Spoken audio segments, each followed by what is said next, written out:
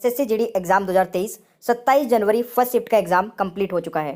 दोस्तों आज का पैटर्न क्या रहा और किस प्रकार के क्वेश्चन पूछे गए हैं, इस पूरे पेपर को एनालिसिस करने वाले हैं।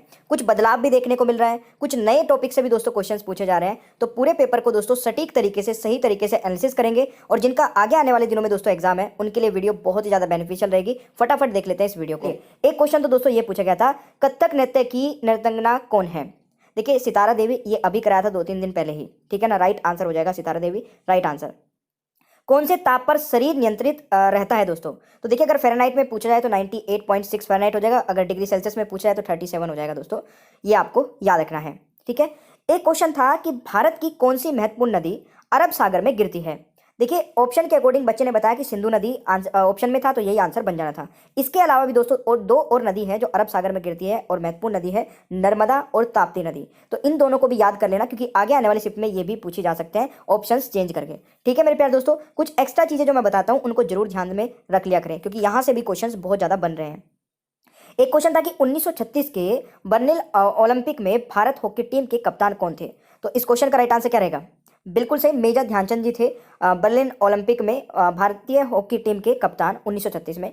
दोस्तों ये भी आप लोग नोट कर लीजिए, एक्स्ट्रा फैक्ट मैं बता रहा हूँ यहाँ पे। भारतीय हॉकी टीम के पहले कप्तान जयपाल सिंह मुंडा थे, ठीक है, ओलंपिक 1928 में। तो ये भी वेरी वेरी इंपॉर्टेंट क्वेश्चन है, अगर ये वाला पूछ लिया गया तो आगे की शिफ्ट में ये भी पूछा जा सकता है, ठीक है। एक क्वेश्चन था दोस्तों, सीएजी कौन से अनुच्छेद से संबंधित है 148। अभी अगर आप 1-2 दिन की ही जो संभावित प्रश्न की मैंने वीडियो अपलोड की थी, अगर आप जाके देखोगे तो ये अनुच्छेद मैंने उसमें दोस्तों कवर कराया था, ठीक है। और ये भी बोला था कि 100% ये क्वेश्चन पूछा जाएगा क्योंकि ये अभी तक पूछा नहीं गया और ये इंपॉर्टेंट क्वेश्चन है। जो बच्चे मेरे को रेगुलरली फॉलो करते हैं जरूर बताएगा कि ये क्वेश्चन मैंने किस प्रकार से कितना जोर देकर बोला था कि क्वेश्चन आएगा और ये आ गया दोस्तों। चले एक क्वेश्चन मेरे प्यार दोस्तों ये पूछा गया था कि अनुराग का विलोम शब्द क्या होता है। तो अनुराग का विलोम शब्द दोस्तों क्या हो जाएगा, विराग हो जाएगा, ठीक है। अनुच्छेद 148 किससे संबंधित है। तो भारत के नियंत्रक मालिका परीक्षक। तो बच्चे ने एक ने ये बताया, एक ने उस प्रकार से बताया, क्वेश्चन सेम ही था, ठीक है। एक क्वेश्चन था दोस्तों, प्रधानमंत्री नरेंद्र मोदी ने दक्षिण भारत की पहली वंदे भारत ट्रेन कहां से शुरू की। तो ये क्वेश्चन था, अब इसके बारे में बता देता हूं। देखिए बेंगलुरु के KSR रेलवे स्टेशन पर मैसूर और चेन्नई को बेंगलुरु के राष्ट्रीय जोड़ने वाली दक्षिण भारत की पहली वंदे भारत एक्सप्रेस ट्रेन का उद्घाटन दोस्तों नरेंद्र मोदी जी ने किया है। तो नोट कर लेना। और ये क्वेश्चन भी मैंने दोस्तों संभावित, ये मैंने 2 बार कवर कराया था। एक तो एक्स्ट्रा पॉइंट में, जैसे आज एनालिसिस कर रहे हैं ना, ऐसे ही मैंने एक दिन कुछ मोदी से संबंधित कोई प्रश्न था उसमें उस दिन भी कवर कराया था और संभावित प्रश्न की वीडियो में भी ये क्वेश्चन मैंने कवर कराया था। तो अगर आप लोग रेगुलरली फॉलो करते होंगे तो आपको याद होगा पक्का। अगला क्वेश्चन आता है, उपाधियों का अंत किस अनुच्छेद से संबंधित है। दोस्तों ये अनुच्छेद भी मैंने कवर कराया था, 18 दोस्तों इस क्वेश्चन का राइट आंसर हो जाएगा। अनुच्छेद 18 में उपाधियों का अंत है। देखिए राज्य, सेना या विधा संबंधित सम्मान की सिवाय और कोई उपाधि प्रदान नहीं करेगा। इसका मतलब दोस्तों ये होता है, ये आप जान लीजिएगा। एक क्वेश्चन था कि 7वीं पंचवर्षीय योजना का उद्देश्य क्या था। तो ये भी आज पूछा गया क्वेश्चन है दोस्तों। 7वीं पंचवर्षीय योजना का उद्देश्य था सामाजिक न्याय के माध्यम से आर्थिक उत्पादन बढ़ाने, खाद्यान्न उत्पादन और रोजगार पैदा करने के क्षेत्र में विकास। ये दोस्तों 7वीं पंचवर्षीय योजना का उद्देश्य था। 7वीं पंचवर्षीय योजना का दोस्तों कार्यकाल भी जरूर याद रखिएगा, 1985 से 1990 रहा है। तो ये भी एक इंपॉर्टेंट क्वेश्चन हो सकता है दोस्तों। एक क्वेश्चन था कि इनमें से कौन सी नदी अरब सागर में गिरती है। तो ये तो हो चुका है, एक ने बताया था दोस्तों सिंधु, एक ने बताया था नर्मदा। दोनों ही आप लोग याद रख लीजिए, मैंने स्टार्टिंग में बता दिया था। 2022 राष्ट्रमंडल खेलों में कितने खेल शामिल किए गए थे। देखिए राष्ट्रमंडल खेलों संबंधित दोस्तों जितने भी मतलब संभावित पर्सन है जो बन सकते हैं वो मैं सारे बता देता हूँ। वैसे 2022 राष्ट्रमंडल खेलों में दोस्तों कितने शामिल खेल थे, 18। देखिए राष्ट्रमंडल खेल 2022 में दोस्तों 280 अलग अलग मेडल इवेंट शामिल थे। तो ये भी पूछा जा सकता है कि मेडल इवेंट्स कितने थे। तो 280 थे। बर्मिंघम में कॉमनवेल्थ 2022 में दोस्तों लगभग 200 भारतीय एथलीट ने 16 विभिन्न खेलों में पदक के लिए प्रतिस्पर्धा की थी। तो ये भी पॉइंट आपके लिए वेरी वेरी इंपॉर्टेंट बनता है। इसमें से क्वेश्चन दोस्तों पूछा जा सकता है, याद रखेगा। एक क्वेश्चन ये भी है कि राष्ट्रमंडल खेलों की शुरुआत कब हुई थी। दोस्तों 1930 में राष्ट्रमंडल खेलों की शुरुआत की गई थी। पहला राष्ट्रमंडल खेल दोस्तों 1930 में कहां पर हुआ था, कनाडा के शहर हैमिल्टन में हुआ था दोस्तों, ये भी नोट कर लीजिएगा। 2022 के राष्ट्रमंडल खेल दोस्तों बर्मिंघम इंग्लैंड में हुए थे, ये भी नोट कर लीजिएगा। दोस्तों उत्तराखंड के मुख्यमंत्री भी कराया था और पार्टी तो आप सभी को पता ही होगा कि उत्तराखंड में दोस्तों किस पार्टी है। तो उत्तराखंड के मुख्यमंत्री किस पार्टी से हैं दोस्तों, पुष्कर सिंह धामी जो कि बीजेपी पार्टी से। आज ये क्वेश्चन पूछा गया था। थोड़ा सा बदलाव यही है कि अभी तक पूछ रहा था मुख्यमंत्री, अब मुख्यमंत्री की दोस्तों पार्टी पूछ ली गई है। तो मेरे हिसाब से पार्टी तो सभी बच्चों को पता ही होगा, ठीक है ना। चले सबसे कम जनसंख्या वाला राज्य कौन सा है दोस्तों। देखिए ये क्वेश्चन आज पूछा गया है, सबसे कम जनसंख्या वाला दोस्तों राज्य आपका हो जाएगा सिक्किम। कंफ्यूज नहीं होना है, सिक्किम राइट आंसर रहेगा। और मेरे प्यारे दोस्तों कमेंट बॉक्स में बताइए कि सबसे अधिक जनसंख्या वाला राज्य है, क्योंकि ये दोनों ही साथ में मैंने कवर कराए थे। जिस दिन अभी आपसे पूछा गया था कुछ दिन पहले ही किसी शिफ्ट में कि सबसे अधिक जनसंख्या वाला राज्य है, तो मैंने उसी दिन बताया था कि सिक्किम को भी याद रखना, ये भी क्वेश्चन में आएगा। एक क्वेश्चन था कि सुंदर का पर्यायवाची, तो सुंदर का पर्यायवाची दोस्तों क्या हो जाएगा? कलित हो जाएगा, ललाम हो जाएगा, मंजुल, रुचिर, ये आपको याद रखना है भाई, ठीक है। कोशिका से संबंधित प्रश्न पूछा गया था, तो कोशिका से संबंधित प्रश्न क्या था ये नहीं पता, बट ये पूछा गया था दोस्तों, ये भी याद कर लीजिएगा।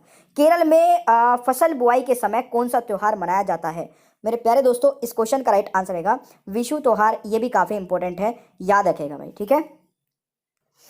ठीक है भाई, तो ये भी आपको याद रखना है। और इसके अलावा मैं एक चीज़ और आपको बता देता हूँ। एक तो संभावित प्रश्नों की वीडियो तो देखते रहिए जब तक आपका एग्जाम नहीं हो जाता है दोस्तों। मेरी वीडियो अभी तक रुकी नहीं है, लगातार आ ही रही है और भी संभावित प्रश्नों की। इसके अलावा दोस्तों 20 अलग अलग टॉपिक पर मैंने वीडियो बनाई है अभी, है ना, पिछले 5-6 दिनों के अंदर ही। और अगर आप वो 20 टॉपिक पढ़ के जाते हैं तो सबसे ज़्यादा दोस्तों यहीं से क्वेश्चंस पूछे जा रहे हैं। मतलब जिस जिस टॉपिक से क्वेश्चन पूछे गए मैंने वो टॉपिक कवर करा दिया है। अगर आप ये 20 के 20 टॉपिक पढ़ के जाते हैं तो बहुत अच्छा स्कोर करेंगे। और इस प्लेलिस्ट का लिंक भी मैंने नीचे डिस्क्रिप्शन बॉक्स में दे रखा है। दोस्तों पार्थ का पर्यायवाची शब्द पूछा गया था, तो गुड़ाकेश, धनंजय, अर्जुन हो जाएगा पार्थ का पर्यायवाची शब्द। देखिए छक्के छुड़ा देना मुहावरे का अर्थ क्या है? बुरी तरह से पराजित करना या हरा देना, ये दोस्तों इसका अर्थ हो जाएगा। अकल की रोटी मुहावरे का अर्थ, ये सेकंड शिफ्ट के 3 क्वेश्चन है भाई, क्योंकि सेकंड शिफ्ट भी स्टार्ट हो गई थी इसलिए मैं उसके कुछ क्वेश्चन ले लिए जो बच्चे ने बताए। अदरवाइज हमारी जो फुल फ्लैश दो वीडियो आती है दोस्तों वो शाम के टाइम आती है। तो अकल की रोटी मुहावरे का अर्थ होता है दोस्तों बुद्धिजीवी होना, तो ये भी आपको याद रखना है। दोस्तों एक क्वेश्चन है चक्रवर्ती ब्याज का जिसमें अंतर दिया होता है, और इस क्वेश्चन को सोल्व करने की बहुत ही इजी सी एक ट्रिक मैं बता देता हूँ, ठीक है। क्वेश्चन आता है कि कोई धन चक्रवर्ती ब्याज पर दिया गया, वह पहले वर्ष के अंत में 200 रुपये हो जाता है और दूसरे वर्ष के अंत में दोस्तों 220 रुपये हो जाता है, ठीक है ना, राशि हो गई। तो ब्याज की दर ज्ञात करिए, रेट निकालना है दोस्तों। आप सभी लोग जानते हैं कि चक्रवर्ती ब्याज में दोस्तों रेट पर रेट लगता है, मतलब ब्याज पे ब्याज लगता है। तो जब ब्याज पे ब्याज लगता है दोस्तों, यानी कि पहले ईयर में 200 रुपये इंटरेस्ट कमाया, तो पहले ईयर में तो कोई ब्याज मतलब ब्याज पे ब्याज नहीं लगता है। पहले ईयर का दोस्तों जो सिंपल इंटरेस्ट और कंपाउंड इंटरेस्ट होता है वो दोनों इक्वल होता है, समान होता है। तो पहले साल का जो दोस्तों 200 रुपये लगा है ये सिंपल इंटरेस्ट ही होगा, ठीक है। यानी कि जो अगर मेरे कोई भी अमाउंट होती तो सिंपल इंटरेस्ट और कंपाउंड इंटरेस्ट में जो ब्याज रहता है वो सेम रहता। दूसरे ईयर में दोस्तों जो बढ़ा है 20 रुपये, ठीक है, 220 हो गया, ये किस पर बढ़ा होगा? तो देखिए दूसरे साल में आपका जो हो गया दोस्तों वर्ष में 200 रुपये तो रहे होंगे, पर फिर जो ऊपर 200 रुपये उस पर भी 20 रुपये लगा होगा, यानी कि 220 हो गया। तो अब आप यहाँ पर सिर्फ डिफरेंस निकालिए कि एक साल का जो अंतर आया है ये किसका है? 20 रुपये का। तो मेरे प्यारे दोस्तों मेरे सामने यहाँ पे टाइम 1 ईयर आ गया, ठीक है, और जो हमारा SI आया है सिंपल इंटरेस्ट मैं बोल सकता हूँ 20 आ गया। तो यहाँ पर सिंपल इंटरेस्ट का फॉर्मूला अप्लाई कर दीजिए सीधा सीधा, ठीक है। तो देखिए मेरे पास दोस्तों पहले ईयर का जो ये 20 है ना, इसके लिए दोस्तों सिंपल इंटरेस्ट क्या रहा होगा? 200, क्योंकि 200 पे तो 20 मिला है ना। तो यहाँ पर दोस्तों 200 मल्टीप्लाई R निकालना है, मल्टीप्लाई 1 डिवाइड कर देंगे 100 से, और ये किसके इक्वल है? SI यानी कि हमारा 20 के। तो इसको सोल्व करेंगे ना मेरे प्यारे दोस्तों, तो रेट निकल के आएगा हमारा कितना? देखिए इसको सोल्व कर लेंगे तो 2 हो जाएगा, 2R बराबर 20, यानी कि 10% निकल के आ जाएगा। बहुत ही इजी क्वेश्चन है ये, और मेरे हिसाब से आप लोग इसको कंपाउंड इंटरेस्ट का कोई फॉर्मूला ना अप्लाई करते हुए सिर्फ सिंपल इंटरेस्ट से रेट निकाल सकते थे, ठीक है। समझ में आया तो प्लीज़ कमेंट बॉक्स में बता दें, शेयर करिए अपने दोस्तों के साथ में। चैनल पर नए तो सब्सक्राइब करके बेल आइकन को ऑन कर लेना ताकि आगे